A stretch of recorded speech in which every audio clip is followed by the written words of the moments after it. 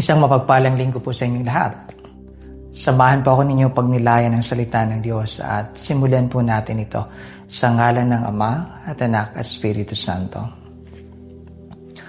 Ngayong linggo po, kinikwento sa atin na si Jesus ay pumunta sa Tiro at Sidon. Itong dalawang lugar na ito ay mga paganong lugar po na mauunlad. At ngayong panahon, tinatawag po natin itong Lebanon. Sa kwentong ito, may isang babae na lumapit kay Jesus at nagmakaawa. Sapagkat ang kanyang anak ay pinahihirapan ng demonyo. Humingi siya ng tulong kay Jesus. At bilang tugon ni Jesus, una, hindi po siya muna umimik, tumahimik po si Jesus. At pangalawa, sabi niya, sa nawawalang tupa ng bayan ng Israel ako sinugo.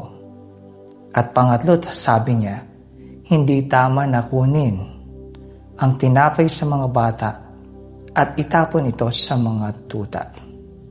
Na para bang ayaw ipagkaloob ni Jesus ang kanyang hinihiling. Ngunit itong babaeng ito ay sobrang nagmakaawa sa kanya. Sobrang nagmakaawa kay Jesus. In fact, sabi niya, kahit nga po ang mga tuta ay kumakain ng mga nalalaglag mula sa pag ng kanilang amo. At sa pamamagitan lamang ng tugon na ito, ay pinagkaloob ni Jesus ang kanyang hinihiling. May tatanong natin, ano po ba ang mapupulot nating aral? Well, alam ko po na lahat naman po tayo ay may hinihiling sa Diyos. Lahat po tayo ay may hinihiling sa Kanya. At ang babaeng ito ay tinuturo sa atin na gaya niya, lumapit kay Jesus at magmakaawa. Minsan ang tugon ng Diyos ay hindi agad-agaran, hindi diretso. Minsan tahimik ang Diyos. Ngunit lumapit pa rin sa Panginoon at magmakaawa. At sabihin natin, Panginoon, kaawaan mo kami.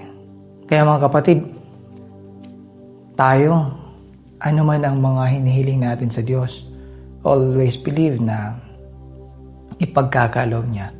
Lumapit po lamang tayo sa Kanya at magmakaawa. Sa ngalan ng Ama at Anak at Espiritu Santo.